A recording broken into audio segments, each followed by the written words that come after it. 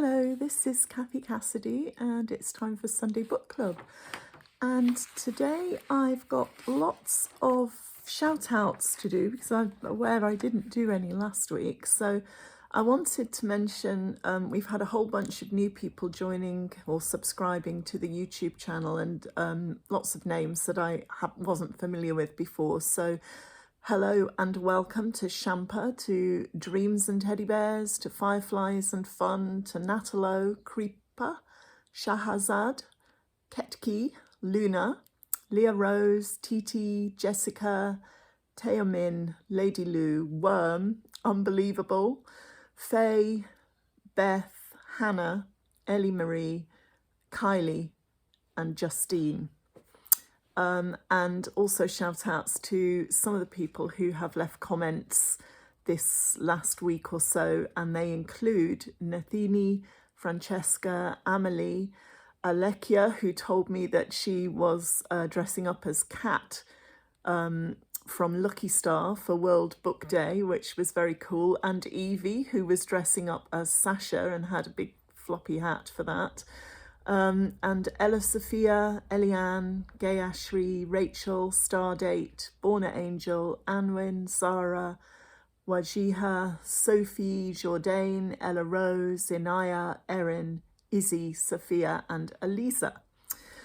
So, yeah, that was a lot of names. And also today I kind of wanted to just do a little final roundup on the book Sunday Girl, because we've come to the end of the story, and the end of the story was quite emotional and quite sad in places. But I think I've told you some of the influences that made me write the book already, and some of the incidents in the story that are linked to things from real life. For example, the statue of Our Lady at my old primary school and my old church, and how we used to try to make her smile. I'm not sure, I can't remember if I told you that we had an Afghan hound, just like Toto. Our Afghan hound was called Cash and was a rescue and caused a bit of problem between my mum and dad, because my mum wasn't very keen and Cash was kind of crazy, but she did settle down in the end. Another part of the story that came from something that happened in real life was the Elvis party, where Jude's dad and his girlfriend Victoria throw an Elvis party where everybody dresses up. All the men dress as Elvis, the women dress as Priscilla or whatever. And that is inspired by a real Elvis party that I went to. So thank you to Craig and Helen, who threw this amazing Elvis party quite a few years ago now. And there was a box of wigs or a basket of wigs at the front door, and people were dressed in all sorts of crazy ways. And I loved the idea of it. It was a lot of fun. And I decided I wanted to put that into a story. It fitted so well with Sunday Girl. Gretna Green is in the story because I actually lived near Gretna Green when I lived in Galloway, and I always thought it was quite cool and tried to imagine the stories of people who would run away to get married at the old smithy in Gretna Green. And I liked the idea of it being some very unlikely characters. So for you know Jude's dad all dressed as Elvis and his girlfriend Victoria in the crazy wig. And of course the terrible trauma of Jude's mum setting the veil on fire in the middle of the wedding. So yeah, all of that. It was, to me, the only way that I could actually write such a sad story was to put lots of humour in it as well. So even while I was feeling quite choked up and sad and thinking, oh, this is awful, this is sad, I also wanted there to be moments where you would actually laugh out loud and think, oh no, this is awful, this is just, you know, so lots of funny stuff mixed in and woven in with the sad stuff. Well, the saddest chapters were there, and a lot of them were in the last week of chapter readings. And I have had several wonderful friends who have battled with alcoholism, and I've seen at first hand how cruel this addiction can actually be. And that's not just on the person who is drinking, but actually on their families, on their children, and the whole extended family, really. Alcoholism and addiction as a whole is still definitely very much a taboo subject, and many families, like Jude's, will still try to hide the problem and make excuses, and in some way they're actually enabling perhaps it to carry on. But it's so hard to face it up front, and it can, everything is so very difficult about it. It is an illness, it is an addiction. It's not the fault of the person who is battling, but it can seem as though it is. And tempers can fray, and everything can become very fraught, and I tried to show a little bit of that in the story. A couple of my friends have managed to beat their problems, or perhaps found a way to live with the problem and keep it under control. But sadly, very sadly, one lovely woman did not make it. And I guess this book is dedicated to her and all that might have been.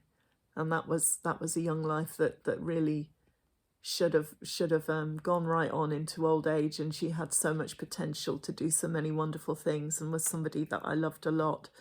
Yeah, so you won't see her name in the book, but for me that was what it was really all about.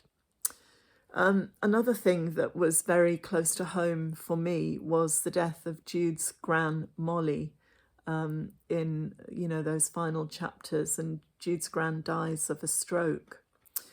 And I knew that there had to be something major, something very dramatic like that, to bring the book to a climax and make Jude's mum see that she had to change things, something so dramatic that it really had to bring her up short and make her change.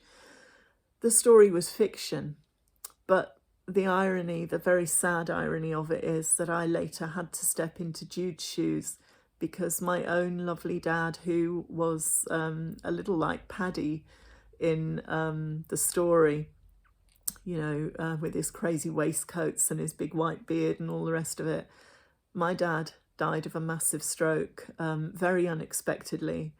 And so I was kind of put into that bedside situation where you know somebody isn't going to make it, and it's just so traumatic. So that reading that particular chapter out was very emotional for me. I don't know if anybody watching could sort of see me battling. I was trying so hard not to cry. And then not just my own mum, but my mum-in-law also had strokes, and those strokes contributed to their deaths as well. So the whole sort of issue of losing a grandparent or a parent was very hard to read out to you. And I think it's a hard thing to read about, especially if you are one of my younger readers. But then again, death is another thing that we don't talk about very much in our society. And when it does happen to you, and you're still at quite a young age, it can actually knock you off your feet because you're not expecting it. You don't know how to deal with it. So I thought it was okay to put that into a story in a very gentle way. And I hope that I handled it with sensitivity.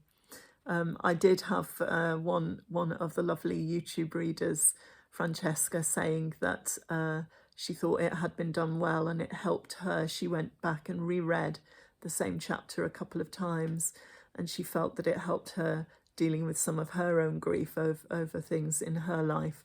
And I really hope that that is the case for others too. Yeah.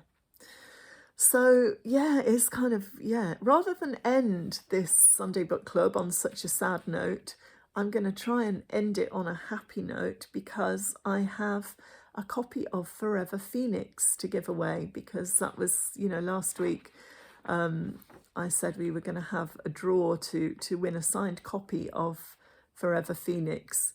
And I opened up the competition to readers on the YouTube channel and on my social media all around the world. So I'm going to pick the winner. I have this little hat that I got in a charity shop.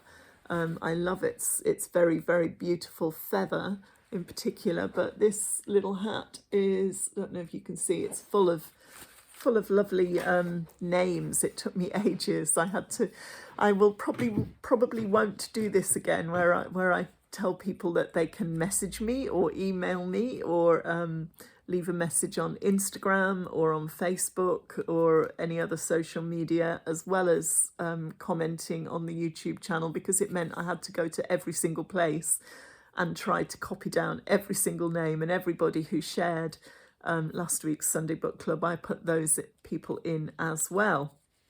So yeah, we've got a lot of names in the hat. I'm just going to shuggle them about a little bit.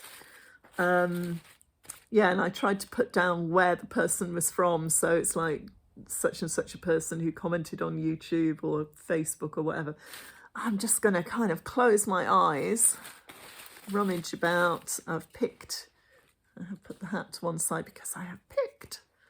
Oh, it's a white one. And I'm going to open it up. Whoa. The name is Ellie Hunter. And it says underneath from Instagram, or from Insta, I put for short. So this is somebody who commented on my Instagram and shared from there. And yeah, Ellie Hunter, this is not a name I'm familiar with, so I'm going to have to find this person, track this person down, get an address and send the signed book to Ellie. But well done. And thank you, all of you who entered the competition and who shared the link. Yeah, we've now passed 300 people on the YouTube channel, which is great, considering there were about 6 when I started making posts a year ago. So that's okay. I'm really happy about that. And Ellie, well done and congratulations. I will be in touch. I will see you all again next week, and possibly after that I might take a little break just for a couple of weeks, and then I will be back with more regular Sunday Book Club posts. But I thought it might be nice after next week just to have a couple of weeks off. Spring is springing. I hope all of you are feeling a little bit more hopeful, and the prospect of schools starting to open slowly or quickly, depending on whereabouts in the UK you happen to be living. But things are changing, and there's definitely light at the end of the tunnel. I will see you next week for Sunday Book Club. Thank you, all of you, for following SUNDAE GIRL over the last over the last 6 weeks, and for following Sunday Book Club. I will see you next Sunday, but take care. Until then, stay smiling, and I will see you soon.